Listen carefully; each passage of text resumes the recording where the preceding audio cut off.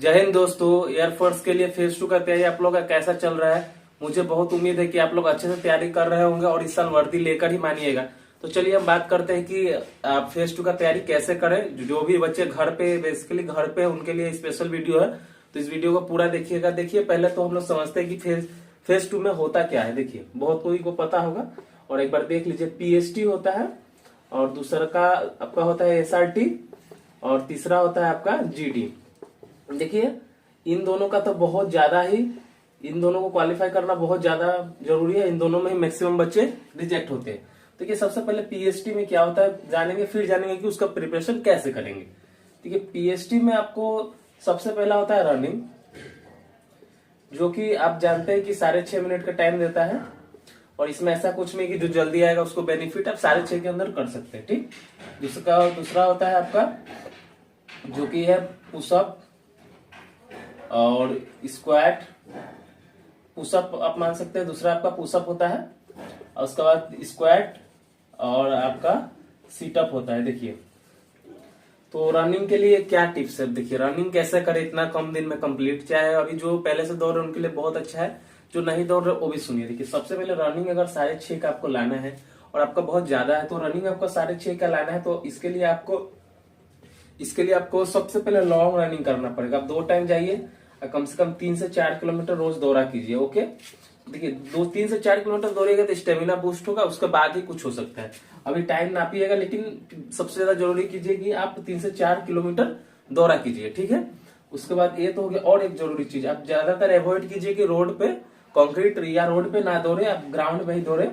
देखिए, इससे होगा क्या कि आपका इंजुरी का चांस बहुत कम होगा। बहुत कोई सीन पेन हो जाता है, इंजुरी हो जाता है, घुटनों में दर्द होने लगता है, तो ये सब कॉमन बात है। इंजुरी से बचिए आप, अच्छा हेल्दी फूड खाइए, अच्छा हेल्दी से रहिए और अच्छे से रहिए, इंजुरी से बचिए। ओके, तो अभी जाके आपका इतना टाइमिंग हो सकता है। पुशअप के लिए देखिए, सबसे पहले आगे पोस्चर सीख लीजिए।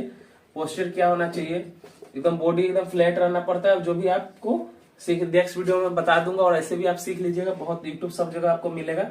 और किसी एक को रख लीजिए बगल में, उसको देखने के लिए बोलिए कि आप प्रॉपर वे में कर रहे हैं कि नहीं, खुद नहीं पता चलता है। ठीक है, और इसको भी रोज प्रैक्टिस कीजिए 2 टाइम, और तब जाकर बूस्ट होगा। उसका स्क्वाट सीटअप्स का भी वही बात है, पहले सबसे जरूरी है पोस्चर सीखना। आप जानिए कि स्क्वाट और सीटअप कैसे किया जाता है, एकदम परफेक्ट पोस्चर। किसी को सामने रखिए, उनसे जज करो, या कोई ट्रेनर है तो उनसे मिले, चाहे जैसे भी करके आप इसको परफेक्ट कीजिए। पोस्चर सबसे ज्यादा जरूरी है। गलत वे में आप वहां कीजिएगा तो आप कितना भी मारिए आपको रिजेक्ट कर देगा, बहुत ज्यादा चांस रहता है। ठीक, तो देखिए, इन तीनों के लिए तो यही बात है कि आपको समय देना पड़ेगा और बहुत मेहनत करना पड़ेगा। हेल्दी खाना खाइए और अच्छे से रहिए, इंजुरी से तो बिल्कुल बचिए। उसके बाद आपका दूसरा हो गया, देखिए दूसरा एसआरटी में बात करते हैं। देखिए, एसआरटी में तो ऐसे किसी बच्चों को छाड़ता नहीं है, लेकिन इसमें भी कुछ बच्चे बाहर हो जाते हैं। देखिए, एसआरटी में क्या होता है, सिचुएशन रिएक्शन टाइम।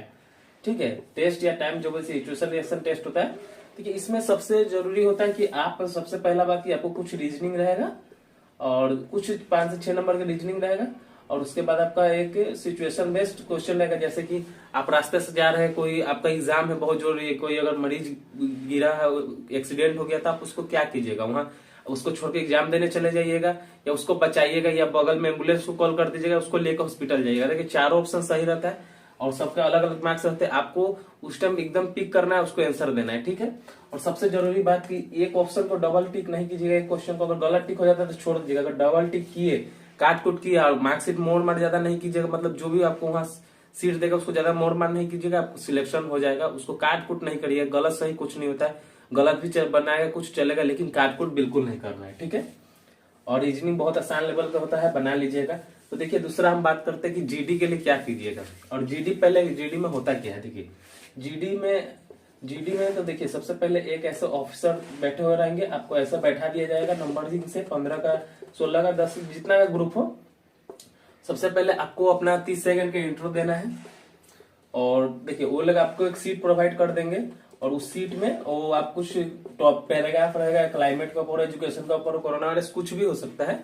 उसको आपको क्या करना है, पढ़ के उसका एक पहले तो उसका आपको टाइटल आपको जानना है कि किस चीज का, उसका टाइटल बताइए किस चीज के बारे में है। और उसके बाद आपको करना क्या है कि वो आपसे वापस ले लेगा, टाइटल आपको सोचना है, उसका वो सीट वापस ले लिया और आपको एक एक करके खड़ा करेगा। आप अपना 30 सेकंड में अपना दीजिए, और 30 सेकंड से 45 में देखिए, 30 से 45 सेकंड में अपना इंट्रो दीजिए, 30 से 45 सेकंड में अपना आप जो भी है टॉपिक के बारे में कुछ देर बोलिए, ठीक है। ऐसा करके सबको बोल देगा टाइटल के साथ। पहले टाइटल बोलना है और उसके बाद क्या करेगा कि आपको डिबेट, मतलब डिबेट नहीं, सॉरी, डिबेट बिल्कुल नहीं होता है, ये चीज हमेशा ध्यान दीजिएगा।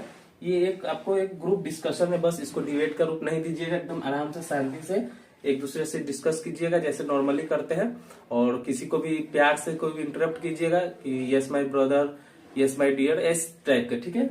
आप इसको थोड़ा भी इसको डिबेट नहीं समझिएगा, ओके। सबसे बड़ी गलती यही होती है।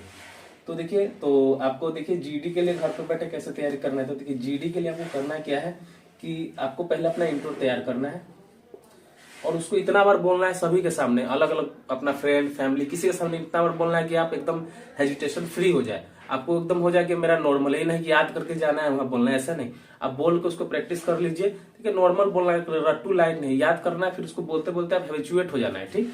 उसका इंट्रो हो जाने के बाद आपको टॉपिक याद किया कीजिए, चाहे टॉपिक कुछ बहुत सारा अपना पढ़ा कीजिए, अलग चीज है। सामने वाला को बोलिए, फ्रेंड हो फैमिली हो, वो आपको कोई टॉपिक दे। मान लीजिए वो आपको बोला कि न्यू एजुकेशन पॉलिसी पे बोलने के लिए, चाहे क्लाइमेट कार्ड में बोलने के लिए, तो आप उनके सामने बोल पाए, फैमिली हो चाहे फ्रेंड हो, जैसे खड़े हो गए बोले यस माय, अपना इंट्रो दिए my name is this that, जितना भी हो गया। उसके बाद आपको टॉपिक के बारे में उनको बताइए। फैमिली फ्रेंड किसी सामने, मिरर के सामने भी प्रैक्टिस कर सकते हैं। ये बोलना सीखिए, सबसे ज्यादा जरूरी है बोलना। याद तो करना ही है, सबसे ज्यादा जरूरी है बोलना। देखिए सभी को कुछ ना कुछ के बारे में पता ही रहता है। मान लिया कि वहाँ एक पैराग्राफ दिया, आपको उसके बारे में नहीं पता रहेगा, उसमें से कुछ लाइन देख के अपना सोच लेना है। ये सबसे बड़ी बात है कि बोलना, तो वही आपको कॉन्फिडेंस देखता है वो, और एक ग्रुप में काम करने का एबिलिटी देखता है। तो उस चीज को आपको ध्यान देना है, ओके। और बहस नहीं करना है उन लोगों से, मतलब जो आपको, जैसे 15 का ग्रुप है, ये नहीं कि आप बहस कर दिए या जोर से बोलना या ज्यादा धीरे बोलना नहीं, नॉर्मल एकदम बात कीजिएगा जो आपको अप्रोप्रिएट लगे, ठीक है। इस तरह से आप इन तीनों का प्रॉपर वे में तैयारी कीजिए। आप प्रॉपर वे में तैयारी कीजिएगा तो अभी आपका इन तीनों में ग्रीन कार्ड मिलेगा। उसका ग्रीन कार्ड मिलने के बाद आपका मेडिकल होगा और आप सिलेक्शन ले लीजिएगा। तो मेरा तो यही गुजारिश है, आप सभी को वर्दी मिले, थैंक यू। और उन बच्चों के लिए जिनका थोड़ा मार्क्स से रह गया या जो क्वालिफाई नहीं कर पाए, उनके लिए देखिए आप लोग अपना प्रिपरेशन स्टार्ट कीजिए। और 1 मार्च से इंग्लिश का फ्री बैच आ रहा है इसी चैनल पे, तो आप वो ज्वाइन कर सकते हैं। वहाँ वोकैब आपका वोकैब हो गया, उसका ग्रामर सभी बेस्ट, रीडिंग बेस्ट, सभी चीज आपको कंप्लीट करवाया जाएगा और एक प्रॉपर वे में पढ़ाया जाएगा। Thank you.